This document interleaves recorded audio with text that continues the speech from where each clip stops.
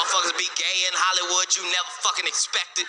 They be having these big ass mansion parties, and the mansion party, the whole mansion is a party, and then it's a separate party in the little rooms. I ain't been famous that goddamn long. I'm excited than a motherfucker to be at the mansion party. You be looking in all the goddamn rooms, and you fuck around and look in the wrong room and shit.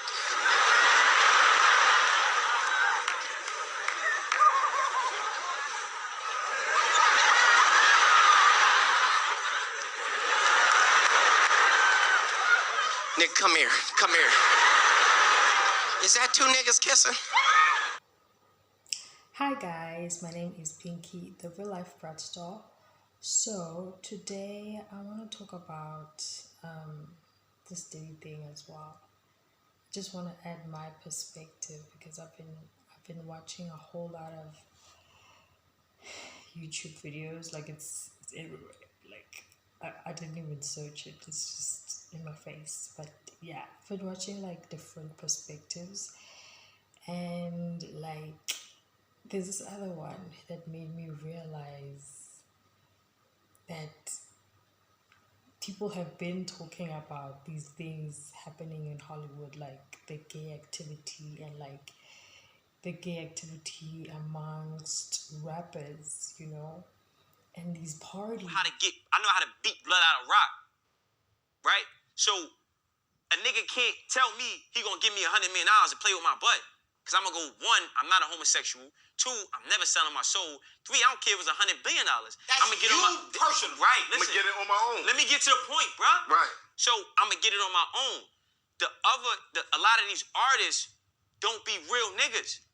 That shit you see on the record or whatever they making, they not really solid. They not thorough. They never sold them drugs. They got mommy and daddy at home. They never even been through shit. So when they get propositioned and they see a car, they go, they don't know, don't drink after a nigga. They don't know a nigga going. They never been what happened. They don't know the now look, that I'm gonna tell you, right. look, I'm gonna tell you a story, because I ain't really trying to put niggas out there, right?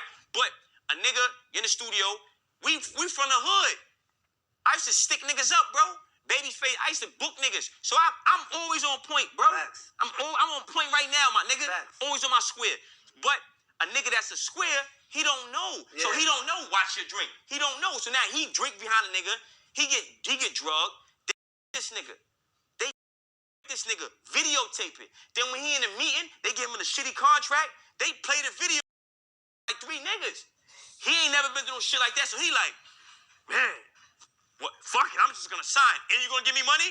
So rather than get that story put out, he gonna sign that bad contract, which is the 360 deal. He gonna take that advance, which is recuperable anyway. So they gonna give him the money just to take back and own the rights to his shit. I'm sitting here with 5 niggas that got the same look like I killed 9 niggas. Yo, I give you 5 stacks. I'm over here with 5 niggas right here. Every one of is like this. Stacks. Tell me who that The game was. is ugly, got the bro. same- But listen Who was what I said. Hold on. was Listen. it, Smart? The game is, listen, bro. Who was it? I'm asking Listen, those questions. the game. Don't ask them questions. We don't it? want to know. Listen, the game. The Nah, point is this. I do want to, so I can go, you. Yo, Mav is great. You. Mav, that's why. See, the game. You Yo, did that?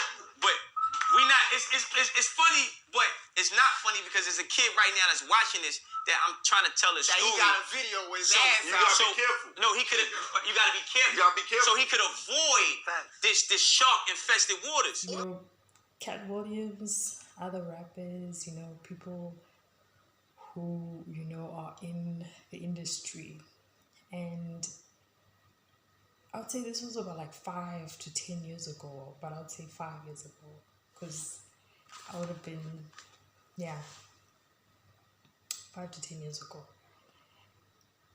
And bro, they've been saying these things and they seem so crazy. But now, now that we're here in 2024 and like, hey, like multiple people have been saying this and they've been saying the same thing. So the first category is the gay activity. Second one is it happening in house parties, and it, you know, being something you have to do to elevate. And right? And when you see, there's no artist, let me be clear, There's no artist in this industry that's doing major numbers with these platforms that haven't sold their soul. And when you know what you're looking at and you know how to decipher shit, you will see it. And the people like the brother right here who has his merch and is doing it out the trunk and direct to consumer, you will never get to that $20 million club without going through certain doors. So now I gotta ask this question. So as I was saying before, I was cut off due to not having space.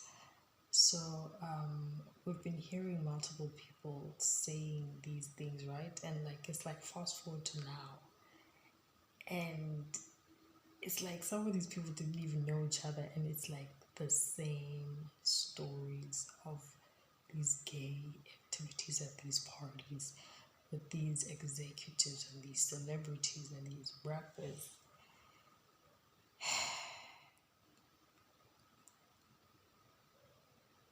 And then we go to Jaguar, because she's actually the one who's playing a role in terms of like making it real to us, because she like specifically she seemed to stretch it at first. Like it seemed crazy when she was first talking about like this Cassie thing and her being drugged and being pimped, and it's like, what do you mean? Even with Beyonce, but that's another story. But I'm just focusing on this Diddy one now, because he's the one that's like it's his takedown. Like that woman who drink blood. The last woman who did that was Cassie, and Cassie is gone. Cassie is P Diddy's slave. Did y'all know that? She is his slave. Oh, yes, she is. Every time you see Cassie with P. Diddy, she got her head down, she carrying bags. She's the mop-up girl. When P. Diddy want to impress him, he's bringing on, he let Cassie go down on him. He let that dude pop in the butt, and P. Diddy sit back. She's being ran in like his partners. You know? So I was like, bro, that can't be real. Like Cassie cannot be going through that. Like, why are you lying? Like, and it's true when they be like, yeah, you're better, you're not talented, and you know when they say these things to make you seem like you're crazy, but you're actually telling the truth. It may seem valid, you know. It may seem valid to me before I knew the truth now, you know, because it's like I was like, why would this lady say that about Cassie? Like, but fast forward to now, and it was all true.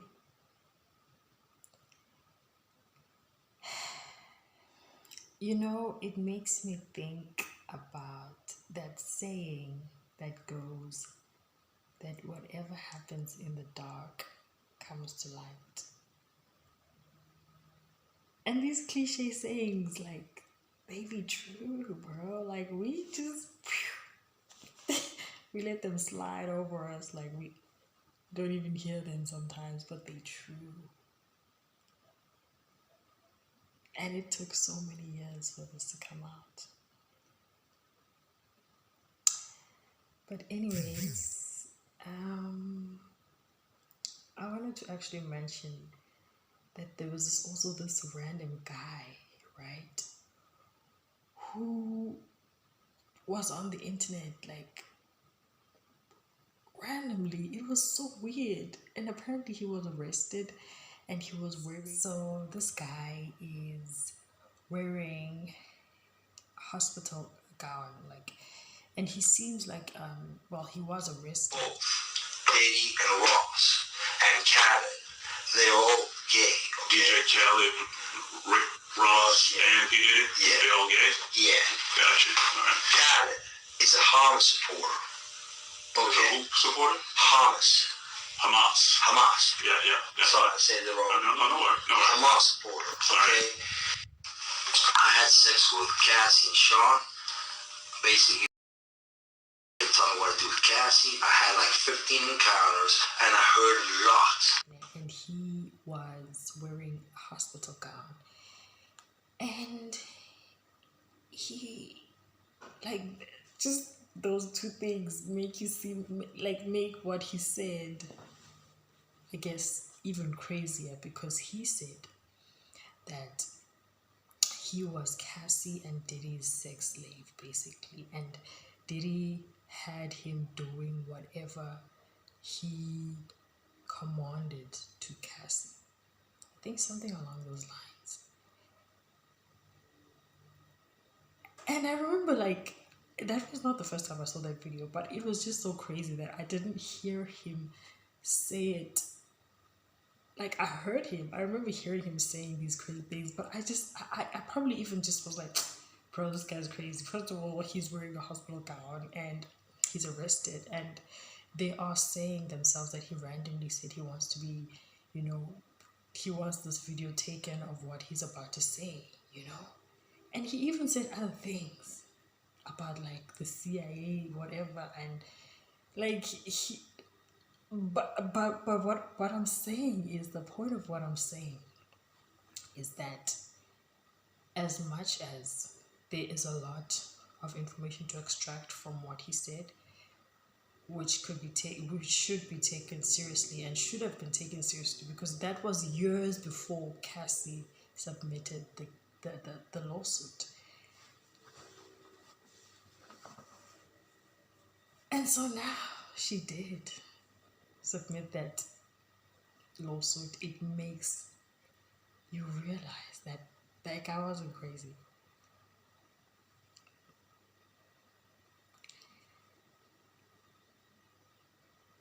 That guy was not crazy. Which means everything else he said was probably not a lie too. And he mentioned Obama like being like his identity, no one knowing his identity, having a fight about what he is actually, because he's CIA agent and whatever. And I was like,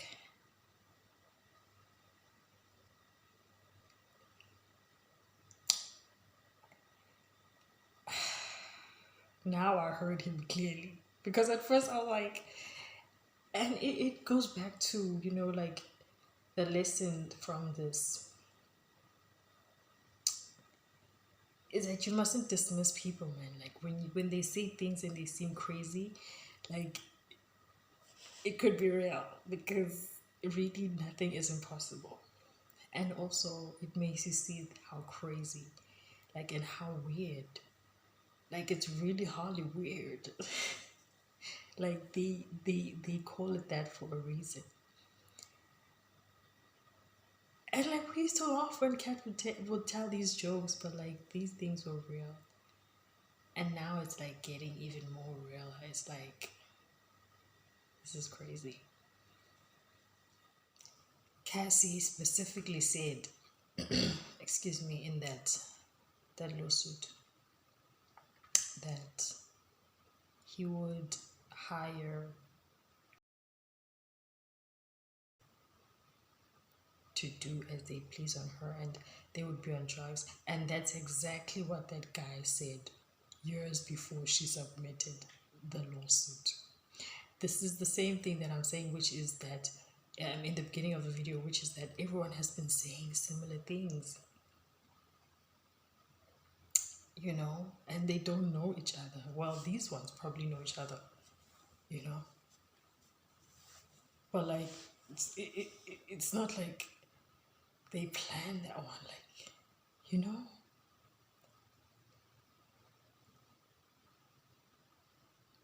That's crazy.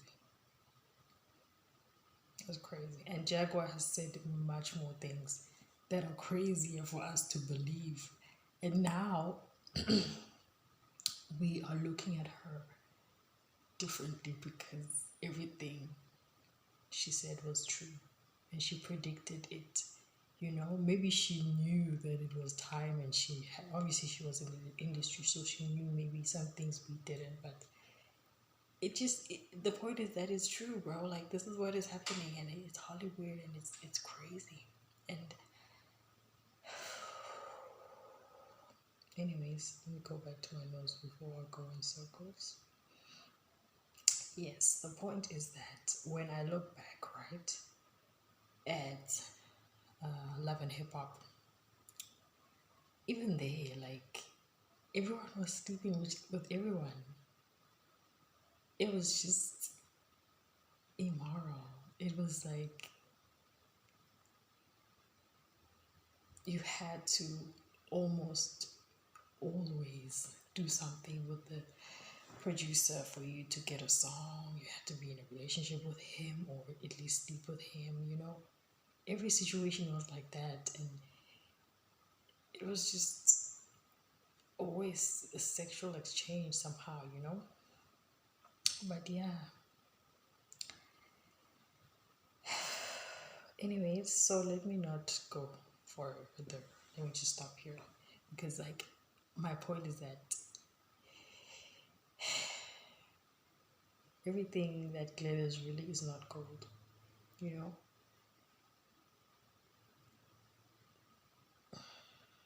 I was looking at their pictures when they were even at the Met Gala, and I was looking at her eyes, and I'm looking at her, and I'm just trying to see, like, is there something that like give me a clue that she's not happy there? But there was a video. There's one video where I saw that, you know, that there was something over about their relationship, but it wasn't in like these settings, like Met Gala type of settings. It was just in the yard, and then he was like drinking Ciroc and kissing her, and almost like, you know, almost like playing, you know, do this to a kid, or you give them food and then they go, and then they like, you know, but it's like, we're grown. Why would you do that to a whole grown woman? And you could see that maybe he's in control, you know, he's controlling her. But on those Met Gala videos where they were like looking nice and dressed on red carpets, they looked happy. It's really sad. But yeah, I was just about to say yes, everything that glitters is not gold in conclusion. And I feel like there is, you know, there seems to be an energy shift. That's what I wrote here actually, because I was just like looking at Hollywood and like just thinking about it in a deeper way, and like, you know, listening to Bella Sloan and how she speaks, and just being like, there's really a lot here that than what meets the eye, you know. So yeah, in conclusion, I feel like something is coming, you know, and it's almost like a generational, I wrote here a drastic generational change.